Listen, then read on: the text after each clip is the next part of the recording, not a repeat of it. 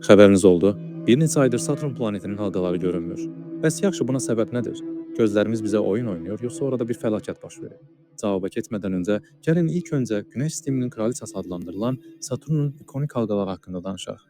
Saturn 274 peyki ilə öz-özlüyündə inanılmaz bir sistemə sahib qaz nəhəngi.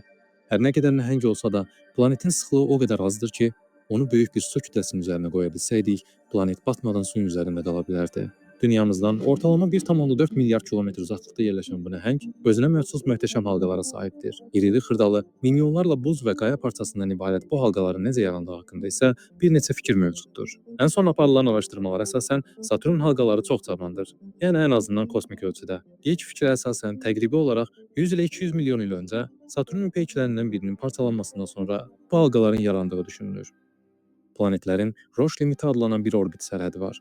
Bu sərhəddən sonra planetə yaxınlaşan cisim Saturnun inanılmaz qravitasiya qüvvəsinə tab gətirməyərək parçalanır və beləcə o kiçik parçalardan Saturnun möhtəşəm halqaları yaranır.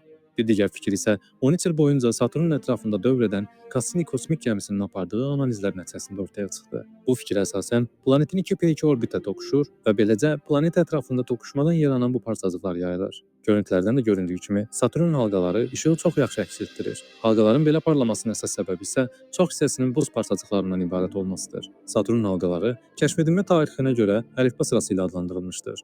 Halqaların arasında elm dünyasında çoban peyklər adlanan cisimlər var. Bunlar halqaların müəyyən bir düzən içində hərəkət etməsini təmin edən kiçik peyklərdir.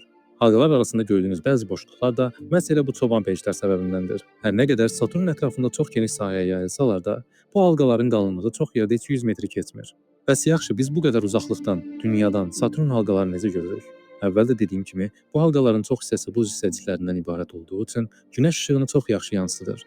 Halqaların diametrinin 280 min kilometr olması da bir başqa səbəbdir. İndi isə gələk əsas mövzuya. Əgər teleskopunuz varsa və hal-hazırda Saturnu müşahidə etmək istəsəniz, onun halqalarını görməyəcəksiniz. Amma narahat olmayın, qorxulu heç bir fəlakət baş verməyib. Hətta bu hadisə çox təbiidir və hər 15 ildən bir təkrarlanır. Səbəb isə perspektivdir. Saturn hər 30 ildən bir Günəş ətrafında bir dövrəsini başa vurur. Günəş ətrafında fırlanarkən Saturn fırlanma oxunun 27 dərəcə əyilməsi səbəbindən fəsilləri və gün dönümünü yaşayır. Yer də həmçinin öz orbitində 23 dərəcə əyilir. Hər iki planet öz orbitində hərəkət etdikcə Saturnun halqalarını yerdən görmə tərzimiz yavaş-yavaş dəyişir. Bəzən halqalar bizə kənardan, yəni 0 dərəcəlik bir bucaqla görünür. Halqaların qalınlığı çox az olduğu üçün bu zaman biz dünyadan baxarkən onları görmürük. Bir növ Günəş sisteminin kraliçası öz tacını itirmiş kimi olur. Lakin bu hadisə çox da uzun çəkmir. Bir neçə aydan sonra halqalar dünyadan yavaş-yavaş görünməyə başlayır və biz bu planetin möhtəşəmliyinə yenidən şahid oluruq. Bu nadir anlar bizə kainatın nə qədər dinamik və canlı olduğunu göstərir.